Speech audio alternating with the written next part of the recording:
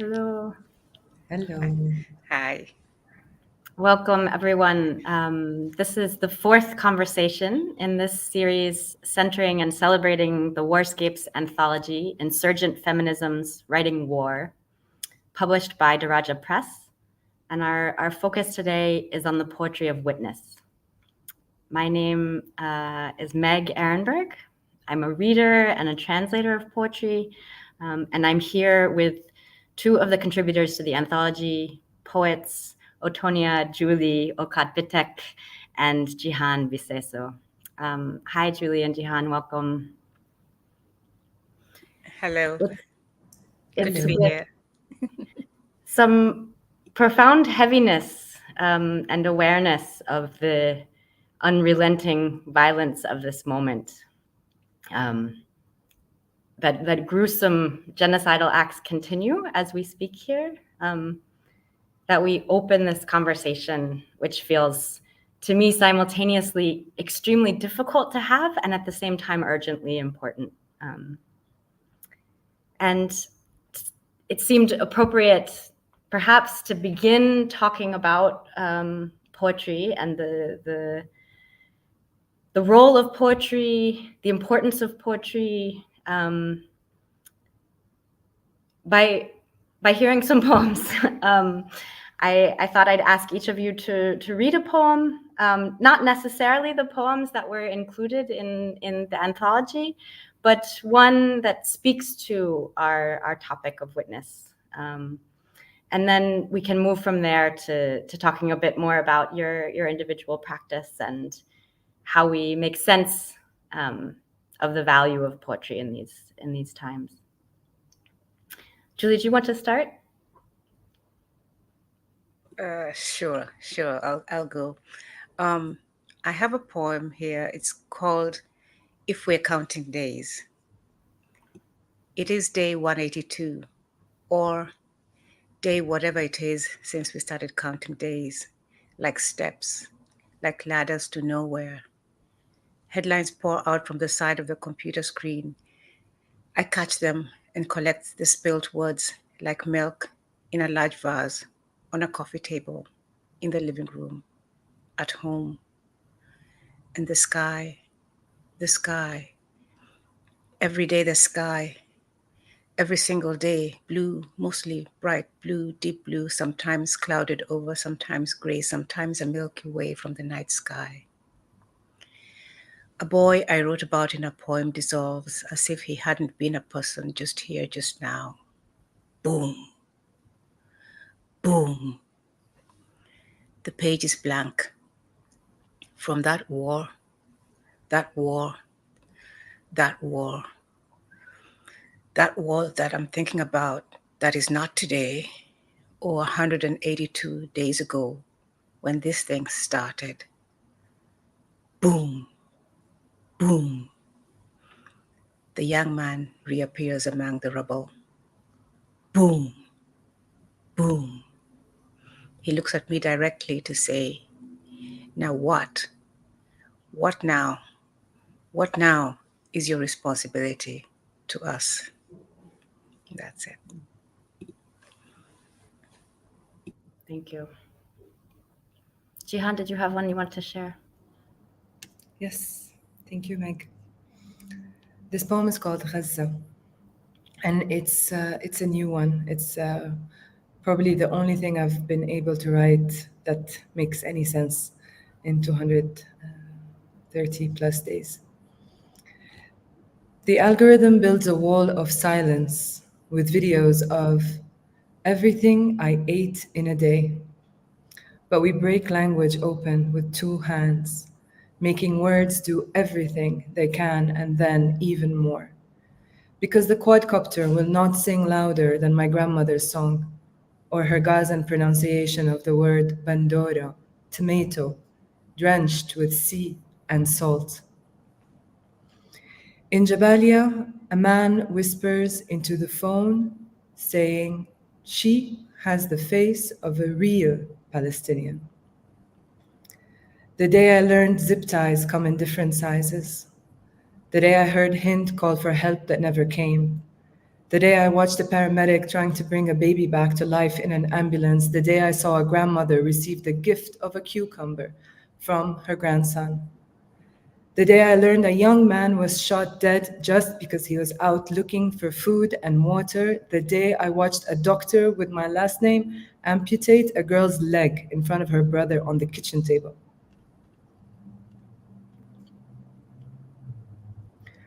The day I saw little hands clawing at the rubble, looking for Baba. The day they pulled white coats out of mass graves.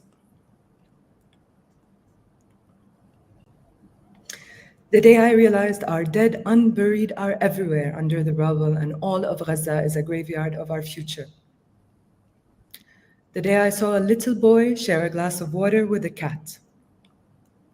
The day my mother pushed me across the border without looking back. And from my spine, I grow another one. And from my spine, I grow an olive tree. Thank you. Thank you.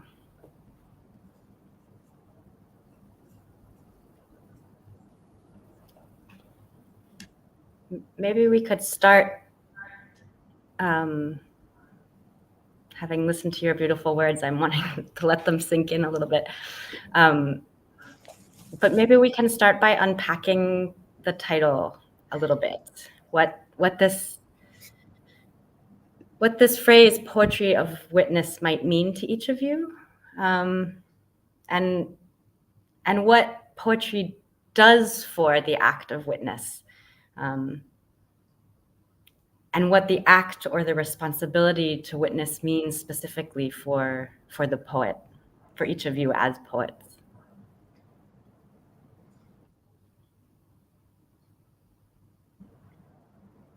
Julie, you want to start?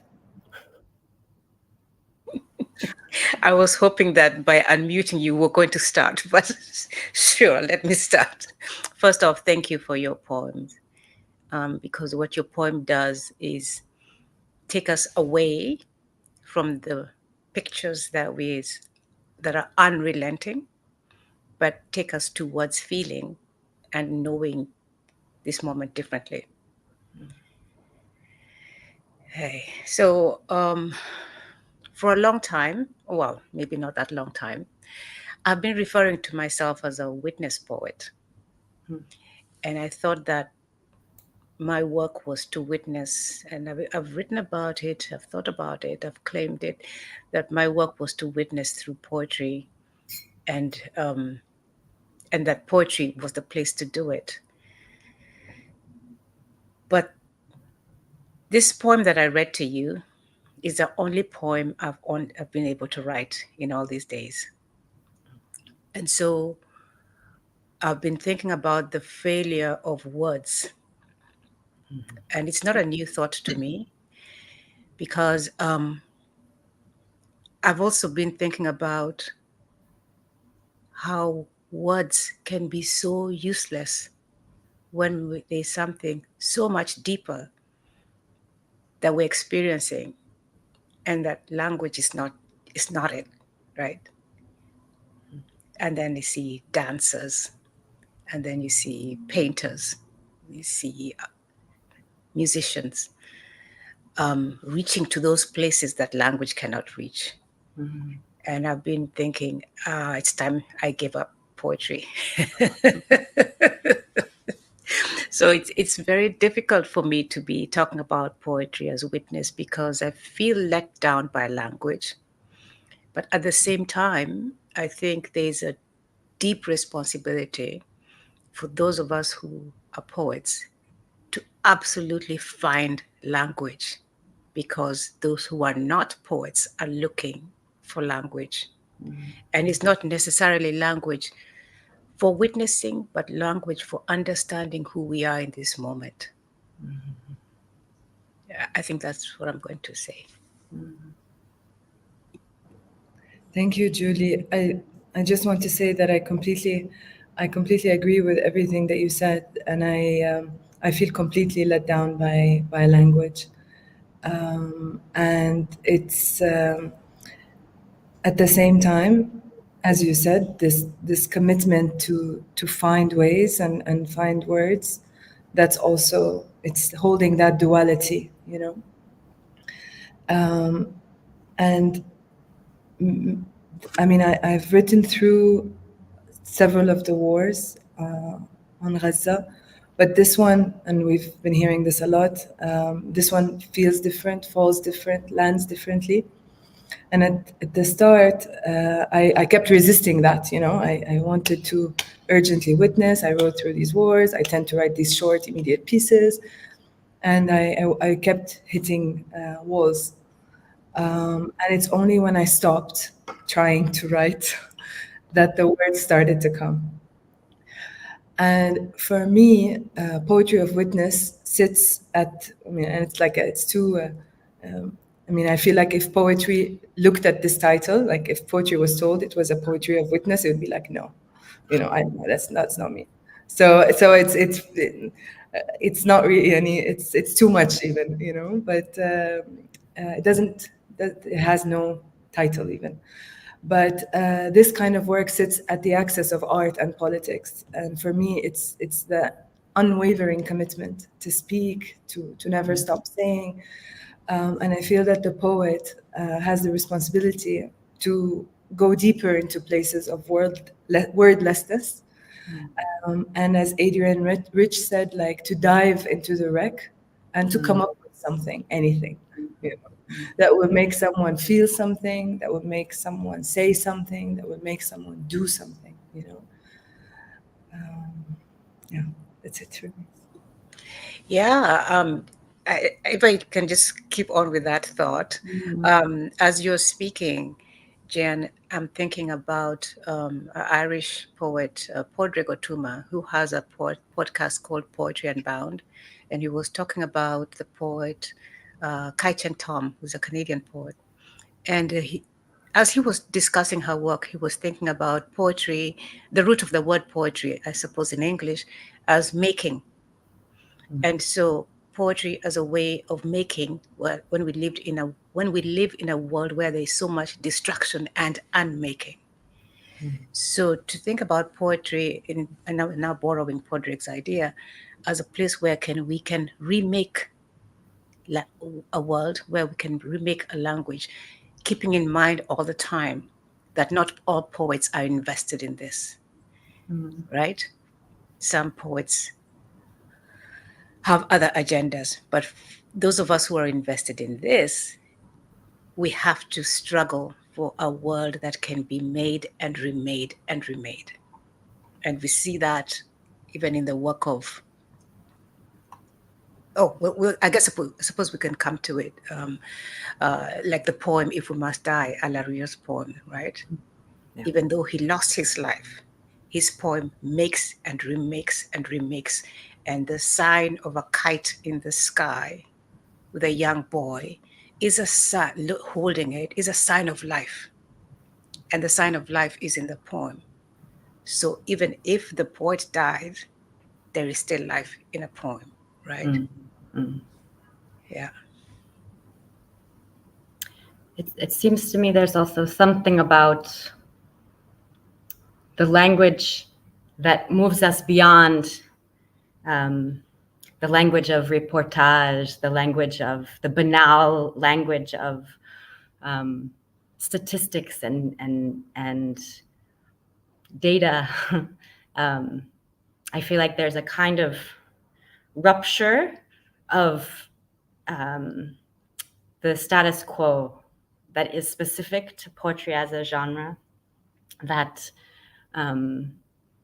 rupture is also something that feels so necessary. I keep returning to the idea that the claim that there are no words is also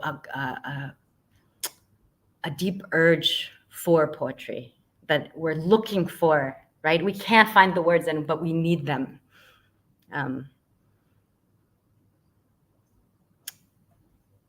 I wonder if we could move to talking a little bit more about the practice of poetry for each of you and sort of how you got there, because of course, both of you are operating in genres other than poetry. You also write words of other kinds and in other forms. And maybe I'd start with you, Jehan. I know you work as a communications director, so you have your writing is a big part of everything that you're doing. And it makes me wonder what it was specifically about poetry that you feel the need to continue to return to, even as perhaps this moment feels different or more difficult to find poetry. But I'm just curious, what does poetry specifically offer? What does it liberate or allow? So for me, what poetry is boundless, like and also incredibly generous in a way that I don't find in other types of writing. And it's true that with Doctors Without Borders, most of my career, I'm not in communications right now, and I miss it actually. But it's true that kind of language, of communication, is much more framed and much more controlled. Even when even there for my work, we write at the intersection of humanitarian crises, but what poetry can do in stirring, in moving people into action, into feeling, I feel like is unparalleled. We are also in the age of polycrisis. How are people supposed to hold Sudan, Congo, Haiti, Gaza? How are people supposed to hold all this pain? And I don't think that any press release or any human interest story or any remarkable, factual, well-researched and well-documented piece of journalism comes close to opening the heart and the eyes the way a poem does, and the way that it can stay with you. And even in that more, let's say, framed and sanitized language of communications, I'm experiencing an increasing lacking, an increasing repetition. And I would say with the venue of AI, with the arrival of AI, this is even more the case, where at the click of a button you can have the strongest condemnation and the strongest press release, not even written by anybody who has actually witnessed it, and that disturbance of even that form is something that I feel like poetry remedies. It's the more the further away we are from each other, the closer we can come together through poetry. And it's none of the writing that I've done for Doctors Without Borders comes close to any poem, no matter how strong, how powerful and impactful those campaigns and press releases and testimony collection can be. At the end of the day, I was in some of these places wanting to write a poem instead of a press release, and knowing that if that was possible, then it would be even better and even stronger. And Julie, you grew up with poetry. Your father was also a poet, but you've written about war, about violence, about colonialism in other genres, in your academic writing in essay form. So I would pose the same question to you. What is specific about the writing of poetry? Why this form? And maybe particularly when you turned in your book 100 Days to writing about genocide in Rwanda, why that form? Thanks. Let me start by saying, Jehan, everything you've said, absolutely everything you've said. I wish I could just repeat what you have said. But I suppose I should also turn the lens from a different perspective. So I'll begin by saying that as a child of exiled people, I have never known that poetry can be anything well, I know that poetry can be many things, but I understand deeply that poetry can be a very dangerous practice, right? My father's life was at stake because of his poetry. So it is not a place for comfort for me, but it is a place where you take a strong stand. And I also understand poetry to be a form of language that sets a form that sets language on fire. So if you have a term, say, let's return to say Alaria's poem, Rifat Alaria. If we return to his poem, which says, "If I must die," "if I must die" by itself is a nothing sentence. It could be, "If I must die, give the goats to who and who," right? But "if I must die" in a poem and the way he sets it, it finds itself on all walls all over the place in the world, right? And if he says, "If I must die," it echoes Claude McKay, a Black American poet who wrote way back when, I think at the beginning of the 20th century, to write about Black American rights for struggle. So poetry can connect backwards and forwards in time, but it can also take language very, very deep beyond the dictionary meaning. And so when people are saying that there are no words, often we're relying on words that we think are neutral, that words can just do what we want them to do because we have said it in this way. But a poem will forge language in a way that strikes at the heart, right? And I think that makes it dangerous, but also makes it the place of possibility, and also makes poets place people who can challenge power, right? And it kind of then makes you understand, that's why the poets are the first to go, right? Because if you can turn a language into something else, and if then those who feel like they have the power, those who feel like they have control, there's nothing much they can do. The language that they use will mean nothing, right? In terms of 100 days, I don't know. I think in 2014, I finally understood after 20 years that I had to, if I was to claim myself as a poet, then I had a role in bearing witness to the memory of what it means to be 20 years after a genocide, right? And I wanted to bear witness to voices that we were not reading very much about, right? And images we were not thinking very much about. Yeah, so that was the 100 days.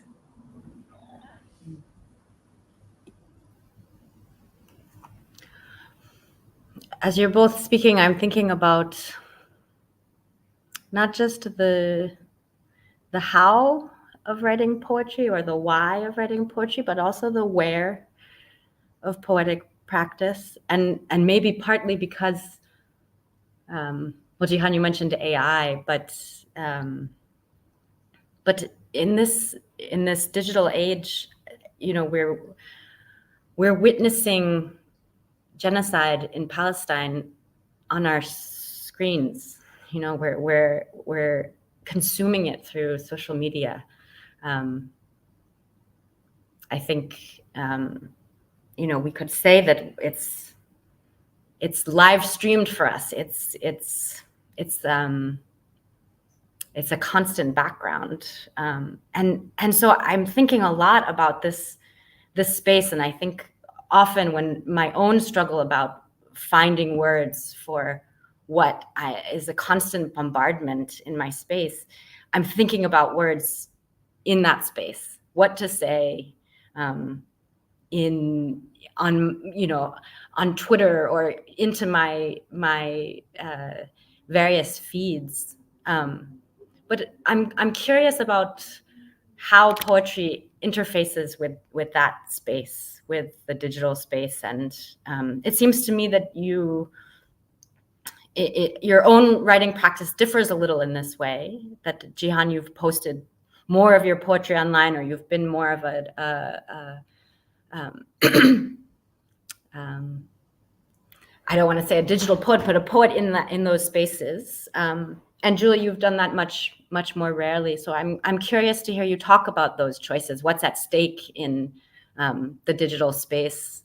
Maybe particularly now, but we've been in this moment, this kind of in which that the world of the digital or the world of these social media spaces sometimes it sometimes overtakes our real lives, right? I mean, it feels such a huge part of where we're interacting with each other. I can start. I think for me, there's if I'm also honest, it's linked to my impatience, and the need to see something out there other than news, other than again sanitized human interest stories, and that's how it started for me, by needing the words out there as a form of telling, of witnessing, of communicating. And it's also because I'm not very good at sitting with my poems, and that has improved. I notice now what more that poems can give you much more if you don't push them. And like I said in the beginning, like I'm also seeing how many words come when I stop running after them, and in this manic way. And our attention, which, as we all know, is the most rare currency in this digital age. I don't know where this sentence comes from, but I became obsessed at some point with reading about attention, to the point that I lost my attention on this kind of work, which was a bit counterproductive, I have to say. But for me, having poems available, accessible, present at the same time as this breaking news, especially because I write a lot about our region, that I often call a region of breaking news and burning borders. That's why I'm comfortable seeing my poems online. However, and this war is different for me, I'm finding a few different tactics. I need more time. I need more time with the poems. And I know that I don't think anymore that if they're not out there, that the words go away. I think that that even if a poem about the massacre that happened yesterday in Jabalia, if that is online in 2 months, it's still important, because people have moved on, online or in print. In 2 months, people will have moved on, but the poem will take them back. And now with this proliferation of information and images and all that, it's even more reason for me to take more time with my words, much more than before, and to use and to let them remind people and me of what happened and what is still happening. Yeah, I appreciate that. When I wrote 100 Days initially, I wrote a poem a day for 100 days online, right? And every day I did that. I remember, of course, that was now thinking of something that had happened 20 years before that. So there was no immediacy to it, but the practice of everyday sharing online was there. And even though I was not writing to an immediate event as it was happening, I was utterly exhausted by halfway, right? And then by the time I got to 100 days, I was emptied out. And so when the COVID started, I told myself, because we were locked down, whatever, I was like, oh, what am I going to do? Then I thought, let me restart the practice of writing every day. And then I came to the awful realization that if I was counting days, and this is why I called the poem If We're Still Counting Days, is that I might be counting until forever. And that is now a fact, because this virus is here with us forever. And so I cannot commit to writing a poem about COVID, living in COVID times, because it's now forever. And that will be about relying on a daily practice without too much reflection. And so I also understood after October 7th that I was going to hold back on my words. And that as time has gone on, I have also realized that the live stream genocide, as you've said, Meg, and I think I've also heard Bhakti saying, is a form of weaponizing, not just against Palestinians, but against those who would witness it. Because a steady diet of all that violence doesn't help you to understand it. And it doesn't help you to know it anymore. Right? And it doesn't inure you to the pain because the images get worse and worse and worse. And so, in a way, we are all being harmed by this war, not just the folks there, although we are being harmed differently. And in this way of being harmed, in this state of terror, we are not able to live as fully as we can, right? And we are also not able to, I feel like our lives are all being threatened. If you stand up, what's happening to the Palestinians will happen to you, right? And so how can we insist on life, and how can we insist on living? I think that's my number one goal, is to insist on life. And therefore, if I was to write every day, I would not be insisting on life in this moment, right? So I'm holding my words back, but also the words have left me in the sense that this is the only one poem that I have written since, right? And I initially, I had made a connection to writing 100 days, but I drew it back because you know how they say there's nothing new under the sun, right? I just want to know that I understand this as a poet, that in order for the poem to be written, the poet has to be alive. And so if I have to be alive, I have to participate in life-giving exercises. I cannot sit in front of the screen and watch these things, because these things are not life-giving exercises. Having seen what I have seen already, I know enough to take a stance and a position. I don't have to see it every day. Yeah. So this has really changed my poetic practice.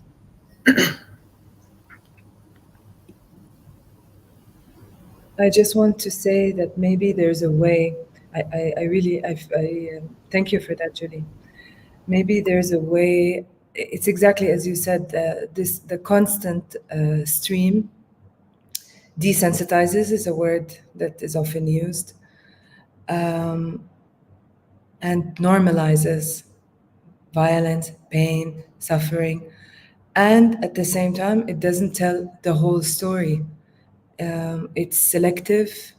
It's from certain angles. It doesn't even tell the strength. It doesn't tell the joy. It doesn't tell. I hate the word resilience. I'm not going to use it. You can ask me if you want why I hate it, but what we see, the live stream of genocide, is not even complete. It doesn't tell the full story at the same time as it inundates all of our senses, you know? And there's, what I want to say is there is a way to feel, maybe it's not accessible to all, but for me, of course, I cannot step away. You know, I come originally from Gaza, and I can't turn off the TV for 1 month or two, or switch off from the news. But like you said, I'm not on this diet of constant live stream, because it's paralyzing, and that's part of the plan. That's what it does, you know. And I won't let that happen to me. So yeah, I just wanted to add. And also, you know, what we are seeing, and sometimes hearing is still not, as you said, the full extent of the story, because there are smells, there are sensations. I mean, that image of the boy giving his mother cucumber, right? You know what a cucumber feels like if you know it. You know what it tastes like when you bite it, right? And that's, people are living. And that's what I want to insist on in my head. People are alive, and they will still be alive after this thing is done. And so I also want to say that a show of power through oppression of people is not itself powerful. And I think poets know that, right? You can bomb the hell of a place out of a place. It does not make you powerful. It makes you able to bomb the hell out of a place. That's it. Yeah, and poets know that you can bomb the hell out of a place, but it stays a place, and it doesn't make it not there.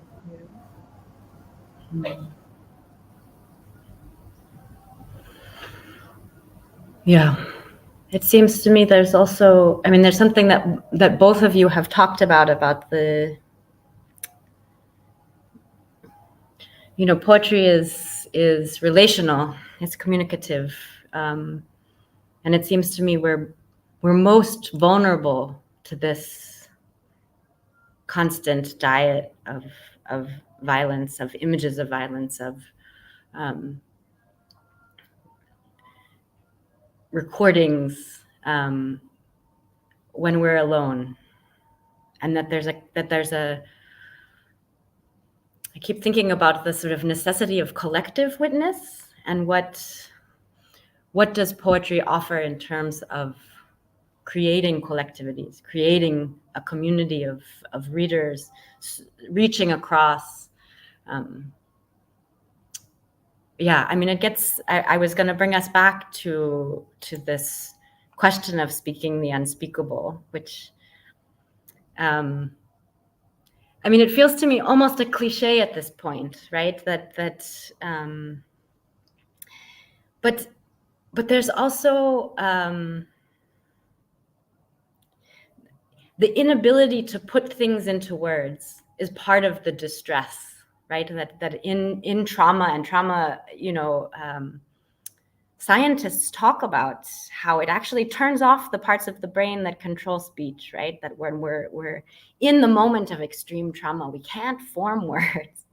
And so I think to read or to hear poetry that speaks across that chasm, that inability to articulate, that expresses something we feel or have felt, it's also to be seen, it's to be heard, it reconnects us from that disconnect, which to me is what happens with the you know, if I spend too much time looking at images, I retreat into myself.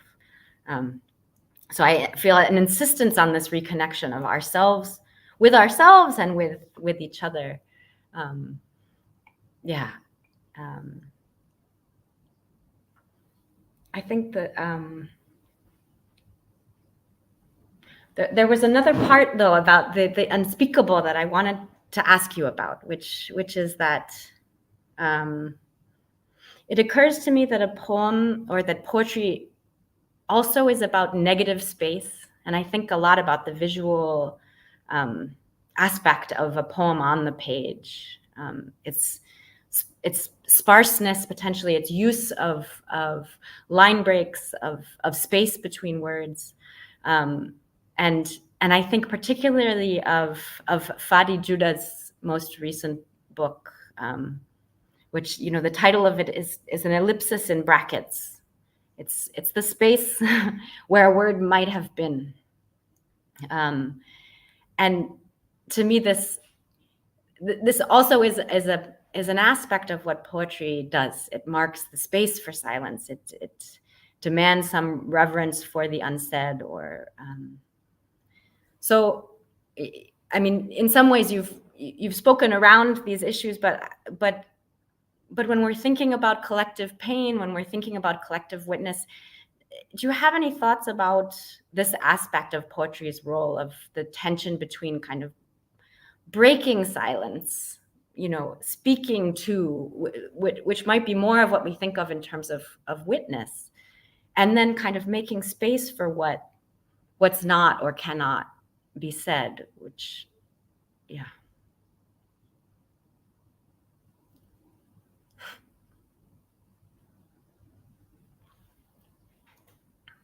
Okay, I'll go this time.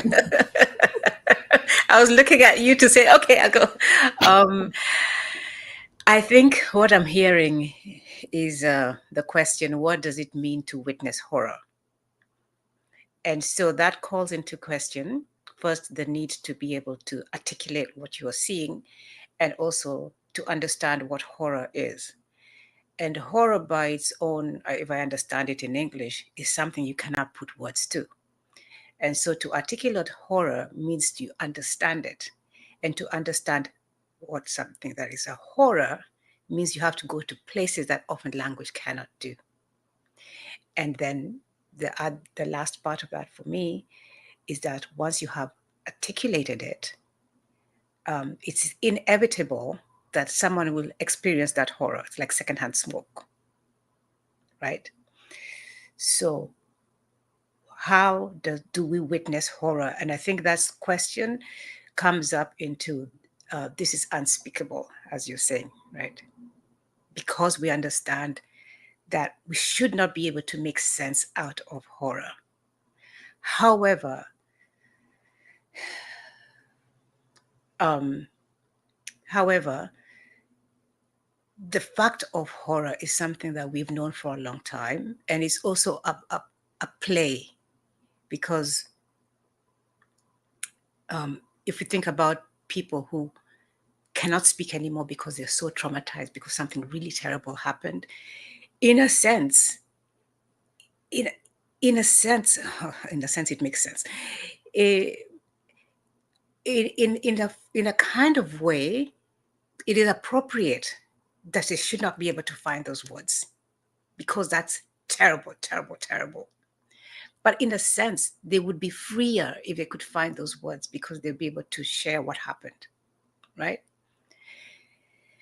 And so this whole business, as we were just saying, of a steady diet of horror after horror after horror, if it doesn't inure us, it gives us permission to not understand, or it gives us space to define other people who are experiencing this horror as less than us, because they don't even have the words for it, and we don't need to understand. So how do we find language in this existing language that cannot do what we need it to do, to witness what we have seen, to get people closer to understanding what that horror is, without also horrifying them so much that they would never want to continue to witness? Because it is important to witness, but it's not so important to witness that we are doing the work of the oppressors to further the horror, right? So it has become like an awful math problem in my head, because I know we have to do it, but we have to do it in a way that doesn't give us permission to continue the work of those who are performing the horror, right? Yeah. Everything you said, honestly.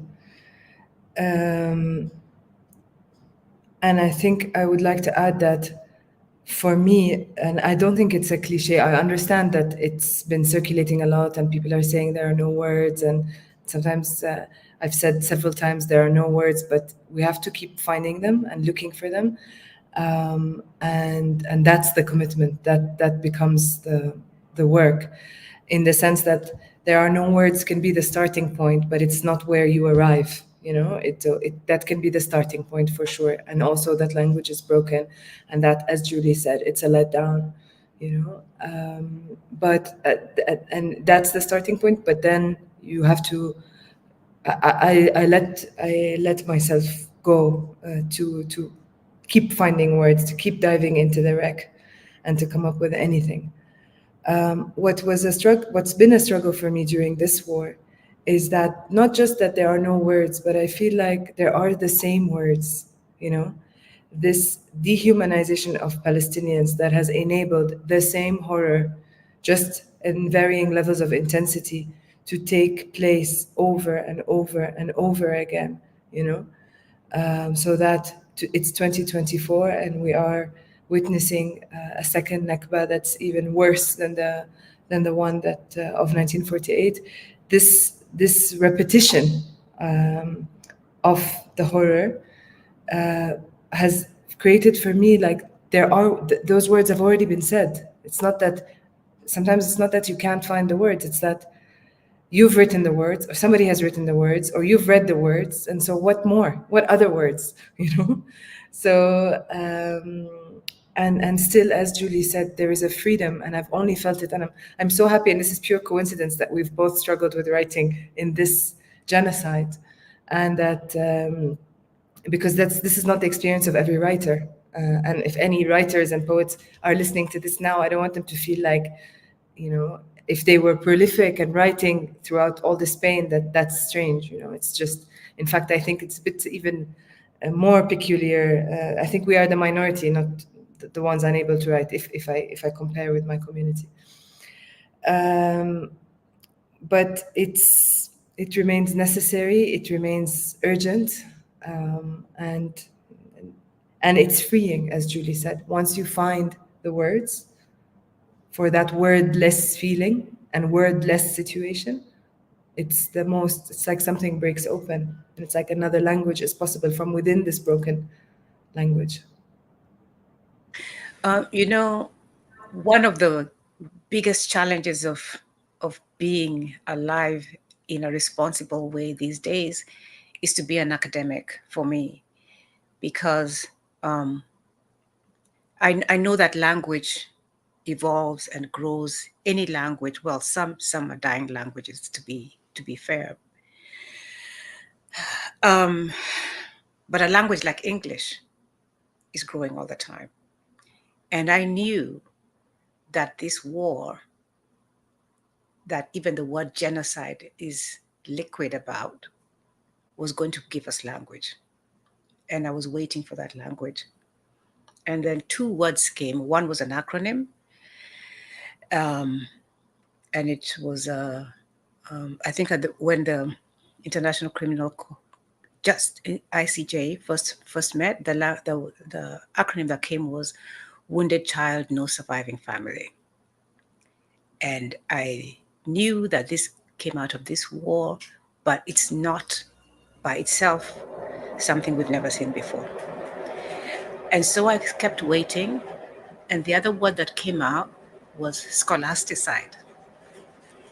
And then it was so powerful to know that as an academic, how do you continue to function and do what you do, knowing that there are no remaining universities in Gaza, and hundreds of professors have been killed, if not thousands, and how many students have lost their lives and cannot go to school anymore.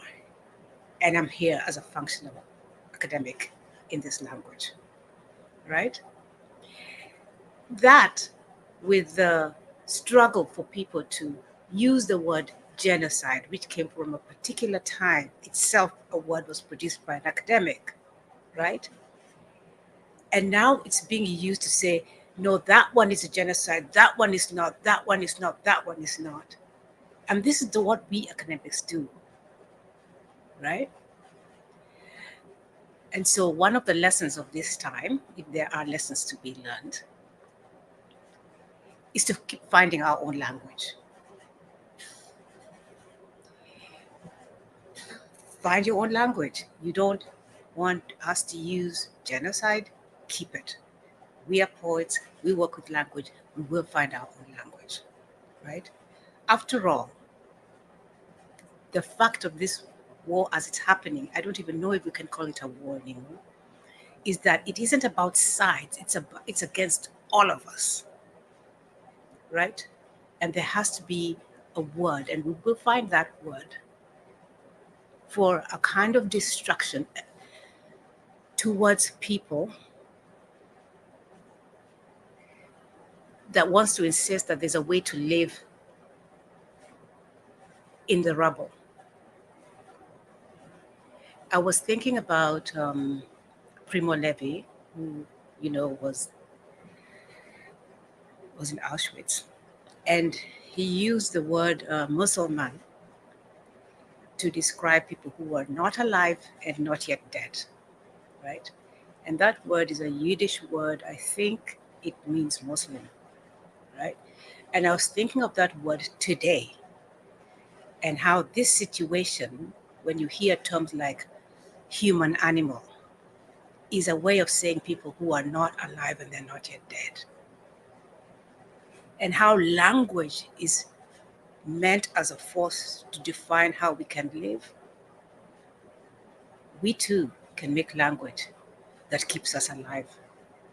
And so I hold on to that poem, If I Must Die, and the image of the boy with a kite, because the bombs will not get rid of that image, even if we're not here anymore.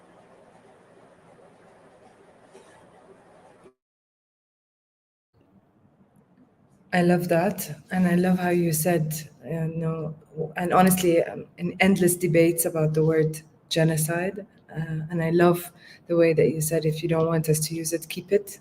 We'll find other words.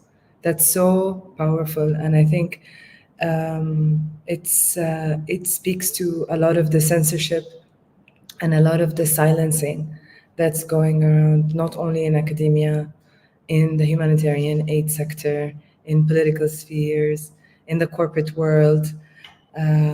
With friends, we often discuss things like who has more space in their professional environment to really live in accordance with their values. And the answer is less and less space, to show up as you are. One word that comes to mind in this wordless world is a Palestinian. I said I hate the word resilience, but I love the word sumud, and that's steadfastness in English, and in Arabic it's sumud, and it is this living within the rubble. It is this holding the duality of not alive and not dead, and holding also this will to live despite everything, this urgency to live. And I agree with Julie. We will keep finding words, and it's lacking and it's not enough. And for me, in my practice, I often use Arabic words in my English language poems, and as a non-native speaker, but of English, I'm constantly in attention with this language, and constantly feeling it's inadequate and not enough. But at the same time, writing from within it and showing up as me, with who I am, where I come from, with the other languages in my head, is also, I feel, an act of power and a resistance somehow.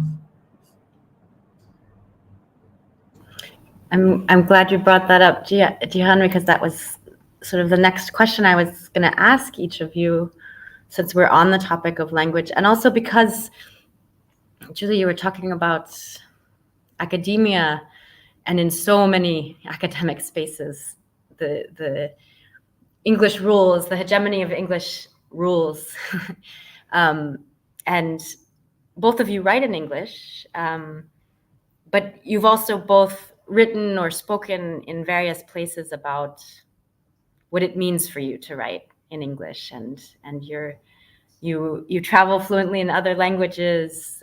English is not necessarily entirely home. It has perhaps for both of you some elements that constrain and some that liberate. And I'd love to hear you talk a little bit about your relationship to that language. I mean, I'm thinking also of this, of what you've said about the word genocide.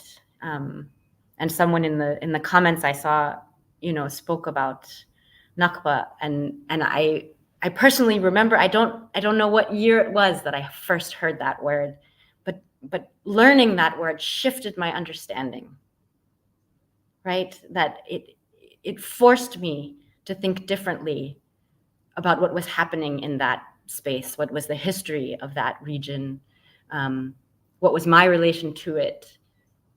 That was initiated by a different language for what had happened there. So I think the fact that it wasn't English was necessary in some way. So I'm curious to hear you both reflect about your relationship to English, what it allows, what it constrains.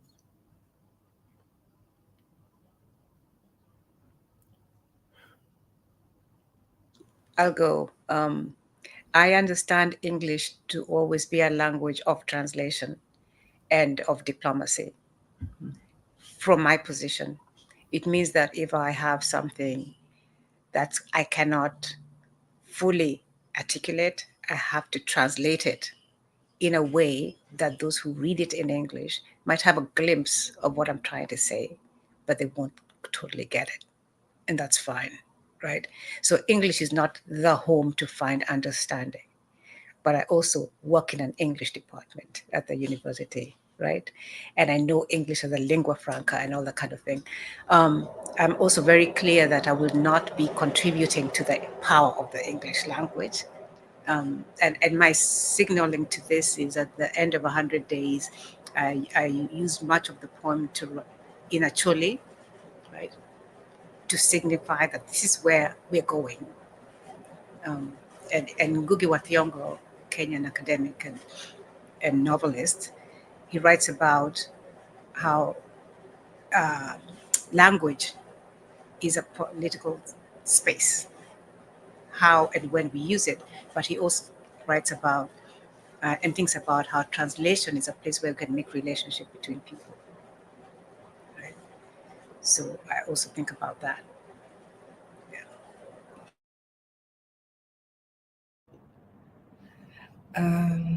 That's beautiful. And for me, English is a bridge, and somewhere where, again, I start but I don't finish. And also, I use English as a bridge to Arabic, usually, whether it's concepts, vocabulary, or sentiments, feelings, situations. So it's it's for sure it's the start, but not in any way the end. And I also love what Julie just said about not contributing to English's power, dominance, hegemony. I'm very proud of my grammar mistakes, despite having a degree in lit. And I'm very proud of some of the gaps I have, the vocabulary gaps, the tension, the malphrasing. I'm also reading in French, and sometimes that also mixes. And I'm a lover of language, but I'm not a lover of how English was spoon-fed down our throats and in our schools as the one destination, the master language to rule all languages, the language I'm using now for this conversation. But again, I feel like us existing in this language is itself an interruption to how it's supposed to exist, to who speaks it and what they do with it. And that's okay for me for now. I know we're getting toward the end of our time, but I wanted, Julie, you mentioned COVID, and your respective contributions to the Insurgent Feminisms volume were both written during what we might think of as the acute stage of the COVID pandemic, the high COVID moment. And they reflect that context. They meditate on that context, both of those poems. And rereading them, I found myself wondering whether there was anything specific about that period, but about, I mean, whether sort of all writing during that period of lockdown, that period of really not knowing what was the end, that whether all of it was a kind of witness writing, and whether that specific moment, that high pandemic moment, teaches us anything about the writing of suffering, or the writing of war, about, you know, witness. Yeah. Those days I was acutely aware, first, that there would be an after. Not that that this would be resolved or anything, but there would be an after, because as sure as the sun rises in the sky, there's going to be an after, right? But I was also in the heyday of thinking of myself as a witness poet, and how, after doing 100 days, I knew that to pay attention to what's in the news, and also then, because there's an after, I knew that some of these things which I was paying attention to would be forgotten, right? Like the woman in the train station in London who had a man spit at her and she got COVID and died, right? I knew that that was a small story, but I needed to write it in a poem. I mean, it was small in that it happened to one person and one family lost their mother, right? And that community lost somebody who was beloved to them. But it was also led to a moment where the prime minister at the time was Boris Johnson. He said sorry or something like that, and then boom, it was gone. If you ask most folks what they remember about COVID, it won't be about the man who spat at the woman and she got COVID and died, right? So I knew at that point that it was important for me to be witnessing the moment, what we're happening right now. Right? These days, witnessing is a lot more complicated. I'll leave it there. I think for sure there was a lot of what would be called witness writing coming out of COVID. You know, everybody was their own version of a witness. The amount of, and it's not only words, videos, images, logging. Everybody was somehow logging their existence. And when I say everybody, of course, with all the layers of privilege that even implies, everybody with a connection, everybody who even has someone to witness them, who would. So it's a lot of assumptions here. I think COVID, as I was telling you before, was for a moment a shared grief, you know, a shared situation in the world, like for a moment, a unifying element that quickly disintegrated into all the lines of, you know, racism, discrimination, and that you know, operate in the world, so that people had a different access to everything, to food, to water, to vaccine, and quickly people went back into their, you know, privileged bubbles, and until today, when you talk to someone, you can tell a lot about them if they describe it as the best time or the worst time. Could they keep their job? Did they lose their rent? It really varies, and from this region that is, you know, constantly reeling, I feel like, without minimizing COVID, I work with a medical organization, of course, but I feel like what we are experiencing right now in its isolation and its horror and its grief is like 1,000 COVIDs every day, you know, but you're alone in that, or there's a shared community and it's much smaller. And it's not on the UN agenda. Again, Gaza might make it to the UN agenda, but let's remember the times that the Security Council meets and what comes out of it and what is actionable for people on the ground is you know, is something else. So yeah, with a bit of nostalgia sometimes to the unifying element of all of us dealing with something that was for a moment COVID. All of us, you know, humanity. Yeah, and at the same time, the water's cleared. We could see the Himalayas, and the birds animals came out of the forest, including ones which we thought we had made extinct, right? So for some people, for some people, I'm thinking about the birds and the water and the mountains. It was the best time, right? Humans were away from from Exactly. their usual nonsense, right? Exactly. Yeah, and that woman's name was Betty Mujinga. I just want to speak it out, Betty Mujinga. Yeah. It seems to me that, because I also had that feeling, Jehan, about the element of connection across the world in that very brief moment. But for me, there was also a moment that it felt like something different might be possible. That I actually wanted to quote some of your poem, Julie, from, I think all of the poems in the book are titled Another Pi Day. And but there were a couple of lines that were particularly poignant to me about, you write, after this, we can't reclaim innocence. There won't be comfort in not knowing. The yet is a long punctuation for those of us in the perpetual after.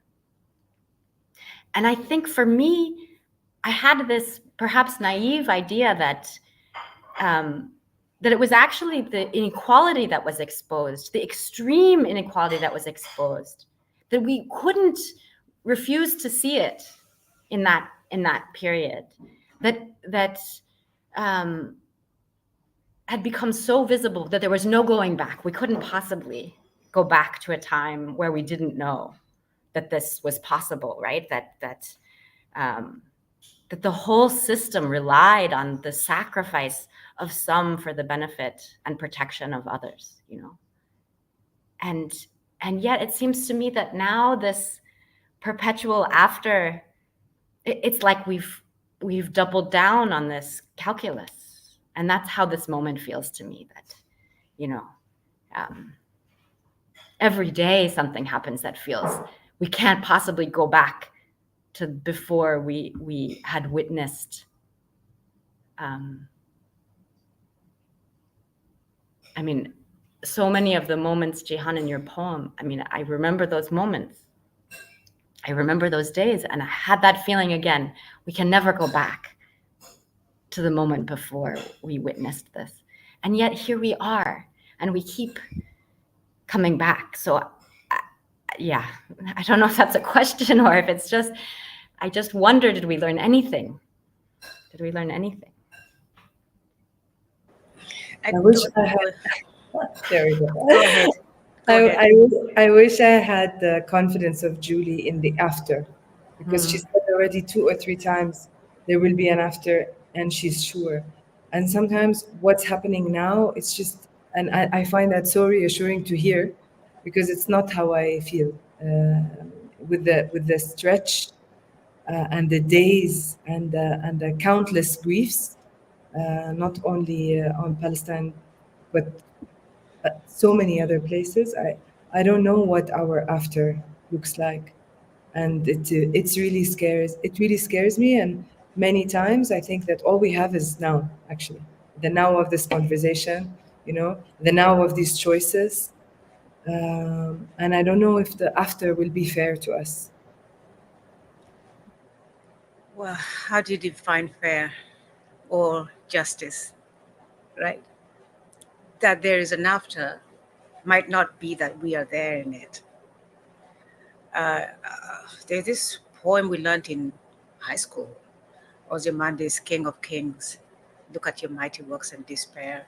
And it was about, I think it was Keats or Yeats or one of those British poets or Irish, I don't know. But it was about having found a statue in the desert, which was all that was left was the knees, like from the knees downwards.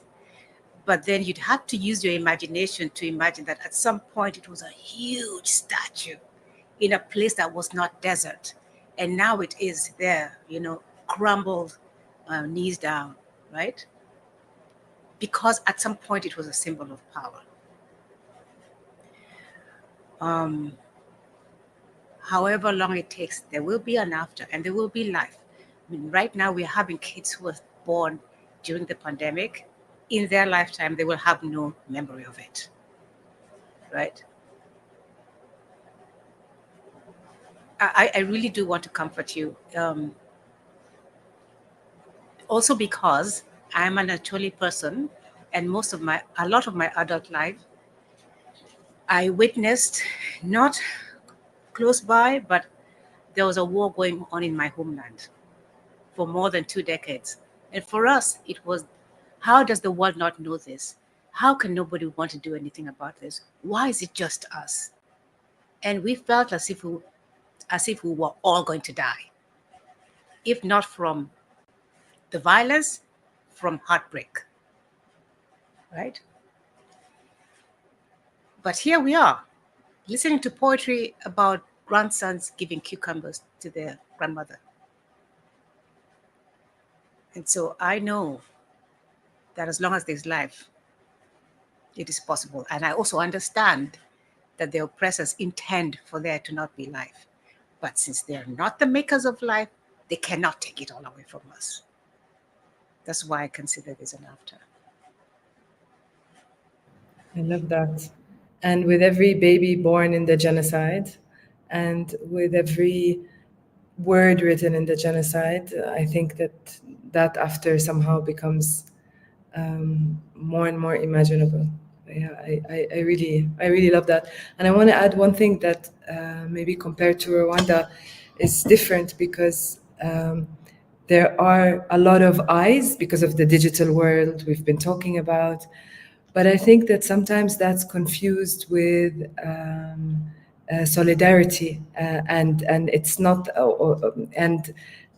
Just because in my work on other neglected crises and things that don't make the news as much, sometimes it's assumed that because this makes the news, then the world is on it. The world, it's the right people are on it. It will be fixed. There's enough main line headlines, enough media is covering it. So this attention somehow does not erase the dehumanization, does not remove the pain, and sometimes actually reinstates it, as we see in the headlines, in the continuously edited headlines of mainstream media. So it's interesting because sometimes the world chooses to look away and you don't even read about the pain. You're not reading about what's happening in Sudan. Haiti is not enough in the news, etc. But Gaza is. That doesn't mean, though, that it's better, that something is better, And, yeah. Yeah, and the people from Haiti can tell us how many decades and decades, more than a century, right? And they are still here. Exactly. Yeah. Exactly. Yeah. I think that's a beautiful note to end on. Julie, Jehan, thank you so much for your work, for your witness, for your words this evening. I think I'll be thinking about the poems that you read and about our conversation tonight for a long time to come. Thank I'm you. really moved. Thank by you your for work. having us. Thank you. Thank you. Thank you for having me.